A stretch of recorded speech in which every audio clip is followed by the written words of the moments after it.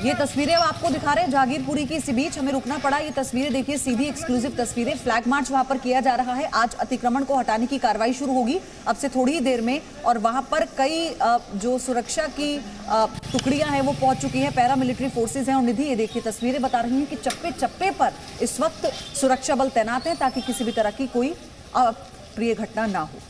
तो जहांगीरपुरी पे इस तरीके से हिंसा भड़की, उसके बाद वहाँ की तमाम तस्वीरें हम आपको दिखा रहे हैं। फ्लैग मार्च फिलहाल हो रहा है। अब हैवी फोर्सेस का डिप्लॉयमेंट वहाँ पर किया गया है ताकि सुरक्षा में किसी भी तरह की कोताही न होने पाए। और आप देख सकते हैं सड़कों पर हो या फिर अलग अलग लोकेशंस पर हर तरफ जो है फोर्सेस को डिप्लॉय किया गया। हर इलाके के हर एक कोने पे नजर है, क्योंकि यहाँ पर आज का दिन काफ़ी है, क्योंकि अगले 2 दिन तक जो अतिक्रमण हटाओ अभियान है जहांगीरपुरी इलाके में वो जारी रहने वाला है। उसके भी लिहाज से आज दिन महत्वपूर्ण रहने वाला है। अब से कुछ ही देर में वो भी शुरुआत होने जा रही है। फिलहाल फ्लैग मार्च के लाइव विजुअल्स जहांगीरपुरी से आते हुए, और इस बीच जहांगीरपुरी हम जाएंगे सीधे, वहां से लाइव तस्वीरें हम तक लगातार पहुंचा रहे हैं हमारे सहयोगी राम मोहन शर्मा। तो फ्लैग मार्च की तस्वीरें लगातार दर्शकों को दिखाना इसलिए भी ज़रूरी है कि इससे ये पता चलता है कि पुलिस अलर्ट है, और जो सुरक्षा व्यवस्था यहाँ पर एमसीडी की तरफ से मांगी गई वो सुरक्षा व्यवस्था दिल्ली पुलिस की तरफ से मुहैया कराई गई है। इसके अलावा भी अतिरिक्त जवान जो पहले से तैनात हैं, जो अलग अलग ब्लॉक्स में जहांगीरपुरी को बांट दिया गया है सुरक्षा के मद्देनज़र, उसके लिहाज से भी फ्लैग मार्च ज़रूरी है। और वो फ्लैग मार्च के ज़रिए पुलिस ये बताने की कोशिश कर रही है कि आप यहाँ पर हैं तो सुरक्षित हैं, और जो अतिक्रमण हटाओ अभियान भी चलाया जाएगा उसमें भी लोगों को सहयोग करना चाहिए। अगर कोई कानून व्यवस्था बिगाड़ने की कोशिश करेगा तो उसे मुश्किलों का सामना करना पड़ेगा। इन सब के बीच मैं भी ये कोशिश करता हूँ कि कुछ तस्वीरें अपने दर्शकों तक कुछ और तस्वीरें भी पहुंचा सकूं, वो हम आपको पहुंचाएंगे। वो तस्वीरें भी बताएंगे कि कैसे यहां पर अतिक्रमण हटाओ अभियान चलाया जाएगा। लेकिन पहले आप ये फ्लैग मार्च की तस्वीरें देखिए, और आपको एक बार फिर से बता दें कि इसमें रैपिड एक्शन फोर्स के जवान भी हैं, इसमें सीआरपीएफ के जवानों की तैनाती भी की गई है। सीआरपीएफ का विशेष दस्ता जो ऐसे हालात से निपटने के लिए जाना जाता है उसकी तैनाती की गई है सुरक्षा व्यवस्था के लिहाज से, और दिल्ली पुलिस के जवान भी इसमें तैनात हैं। लेकिन जो अतिक्रमण हटाओ अभियान चलाया जाएगा उसमें दिल्ली पुलिस के 400 जवान विशेष रूप से भेजे गए हैं, और वो अपनी अपनी पोजीशन धीरे धीरे ले रहे हैं। उनके जो यूनिट हेड हैं वो उनको ब्रीफ कर रहे हैं, और साथ साथ पूरे इलाके में फ्लैग मार्च निकालकर, क्योंकि जैसा हमने आपको बताया कि अलग अलग ब्लॉक्स में इसे बांट दिया गया है, तो हर इलाके में ये फ्लैग मार्च जा रहा है। और इससे ये बताने की कोशिश की जा रही है कि अभी पुलिस की मौजूदगी है, कोई भी ऐसी हरकत करने की कोशिश ना करे कि उस पर कानून को प्रहार करना पड़े, उस पर कानून को अपना काम करना पड़े। और इसीलिए ये चेतावनी भी एक तरह से लोगों को होती है, बिना कहे जब फ्लैग मार्च निकलता है, पुलिस की मूवमेंट होती है, तो बिना कहे एक तरह की चेतावनी भी होती है ऐसे तत्वों के लिए, अवांछनीय तत्वों के लिए, आपराधिक तत्वों के लिए, कि वो ऐसी गलती करने की कोई कोशिश ना करे कि उन्हें अंसार की तरह, सोनू की तरह जेल में जाना पड़े, या दूसरे जो तकरीबन 25 आरोपी पकड़े गए हैं उनकी तरह जेल में जाना पड़े। तो ऐसे आपराधिक तत्वों को दबाने के लिए फ्लैग मार्च निकाले जाते हैं। कानून व्यवस्था, कानून का राज स्थापित करने के लिए फ्लैग मार्च निकाले जाते हैं, और उसी तरह की ये कोशिश पिछले 2 दिनों से लगातार, 3 दिनों से लगातार दिल्ली पुलिस की है। फ्लैग मार्च भी निकाले जा रहे हैं, और फ्लैग मार्च के जरिए कानून व्यवस्था को मजबूत करने की कोशिश की जा रही है। इलाके की सुरक्षा व्यवस्था ये बताने की कोशिश की जा रही है कि अब यहाँ पर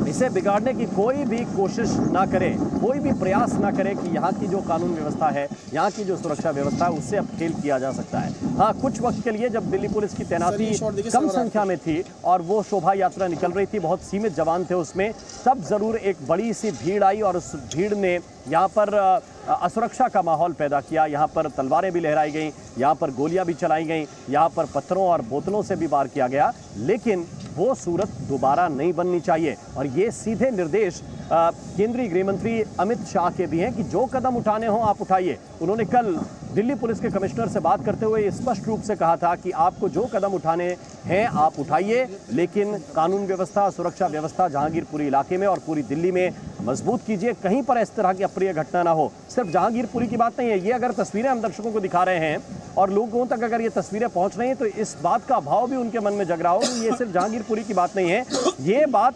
जहांगीरपुरी की बात नहीं है, ये जो है अन्य इलाकों में जहां पर भी इस तरह की संवेदनशील क्षेत्र हैं, जहां पर भी इस तरह के हालात बन सकते हैं, वहां भी ये संदेश बड़ा यहां से जाता है कि अगर कानून व्यवस्था बिगाड़ने की कोशिश करी तो आपके क्षेत्र में भी इसी तरह के हालात बन सकते हैं, इसी तरह की स्थितियां पैदा हो सकती हैं और फिर पुलिस वहां भी आकर कानून व्यवस्था संभालेगी। तो ये सीधे और साफ संदेश होते हैं फ्लैग मार्च के जरिए कि पुलिस ने अब स्थितियां पूरी तरह से अपने नियंत्रण में ले ली हैं। पिछले 3 दिनों से दिल्ली पुलिस लगातार एक्टिव मोड पर है और उनके जवान लगातार ये कोशिश कर रहे हैं कि लोगों के अंदर सुरक्षा की भावना हो। जहां पर हम इस वक्त खड़े हैं, क्योंकि जहांगीरपुरी का वो इलाका, वो कुशल चौक है, उसके ठीक बगल में एक बड़ा स्कूल भी है, उसमें तकरीबन 2 से 2,500 बच्चे पढ़ने के लिए आते हैं और उन बच्चों की सुरक्षा, उनके अभिभावकों के मन में भी ये भाव जगे कि जिस इलाके में इतनी बड़ी घटना हुई है वहां पर बच्चे क्या पढ़ने के लिए भेजे जा सकते हैं। आपको ये बताएं कि स्कूल खुले हुए हैं, बच्चे पढ़ रहे हैं और दिल्ली पुलिस लगातार मार्च कर रही है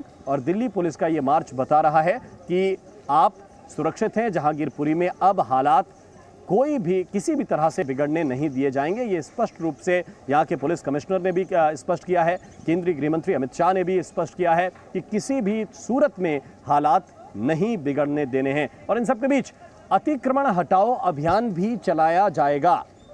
अतिक्रमण हटाओ अभियान भी आज चलाया जाएगा और उससे यहाँ की जो सड़कें हैं वो अतिक्रमण मुक्त कराई जाएंगी।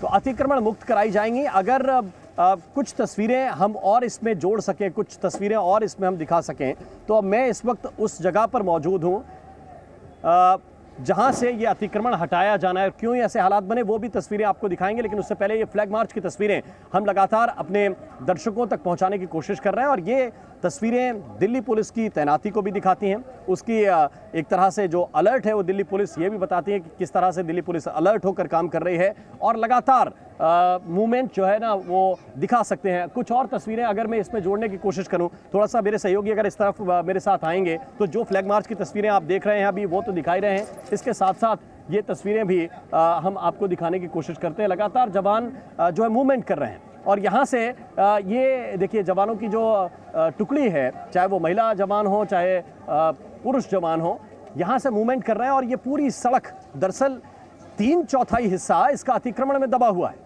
3/4 हिस्सा इसका अतिक्रमण में दबा हुआ है और इसे ही हटाने की कोशिश की जा रही है।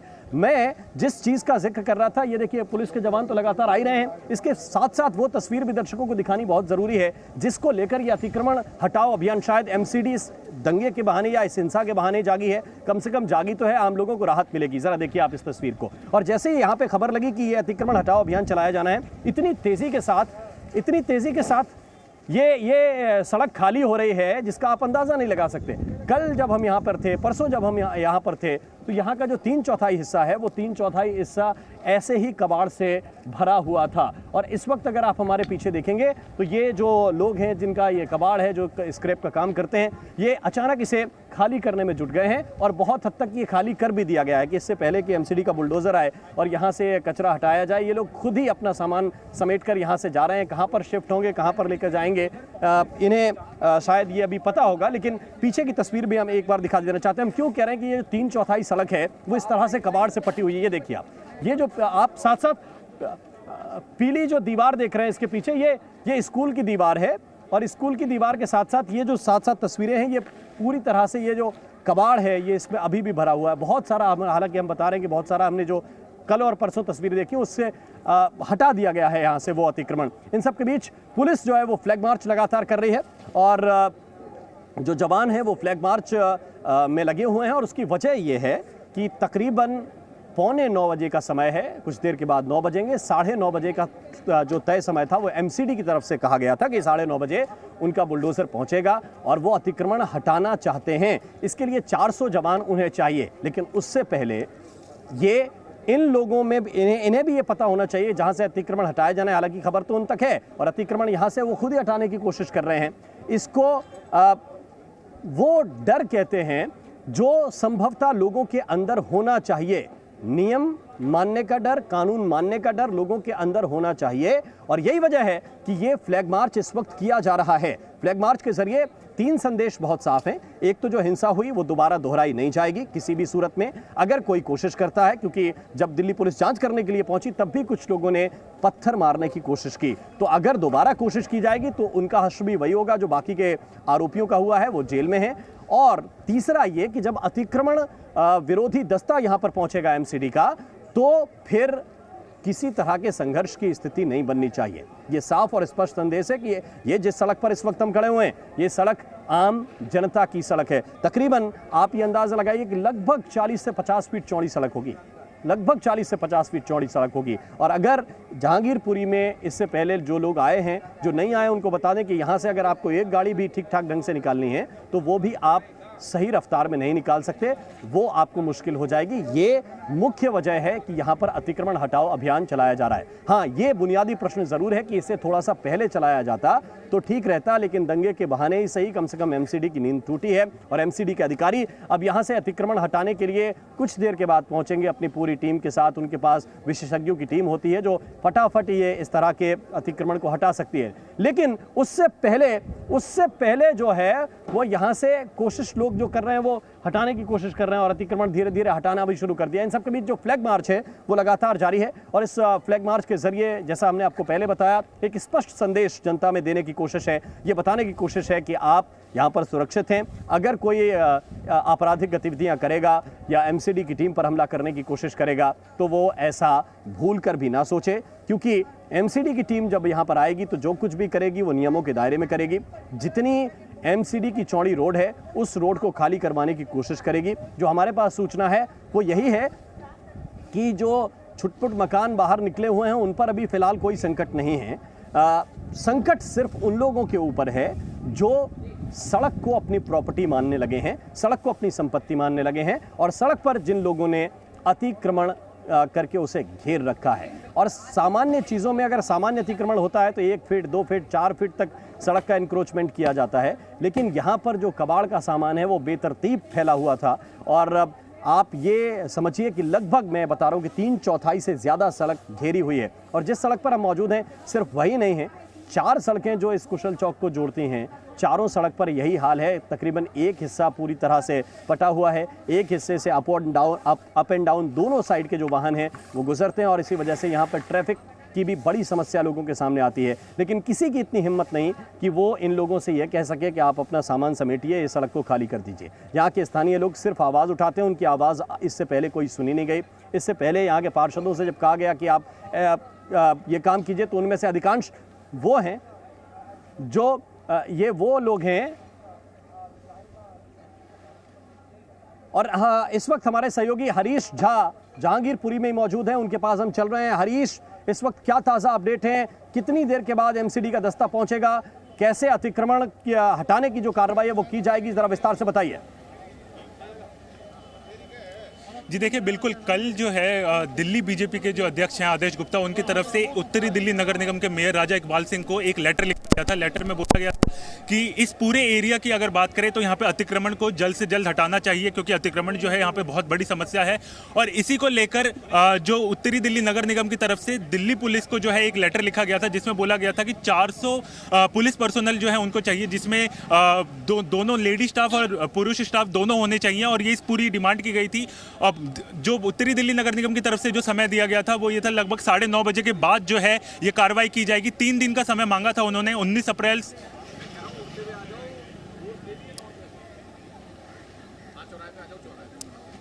जी 19 अप्रैल, 20 अप्रैल और 21 अप्रैल को जो है वो पूरी 3 दिन का जो समय मांगा था। और ये देखिए, उसी को लेकर जो है लगातार दिल्ली पुलिस भी अब मुस्तैद है यहाँ पर, क्योंकि कभी भी उत्तरी दिल्ली नगर निगम की तरफ से जो है अतिक्रमण को हटाने की जो है प्रक्रिया शुरू की जा सकती है।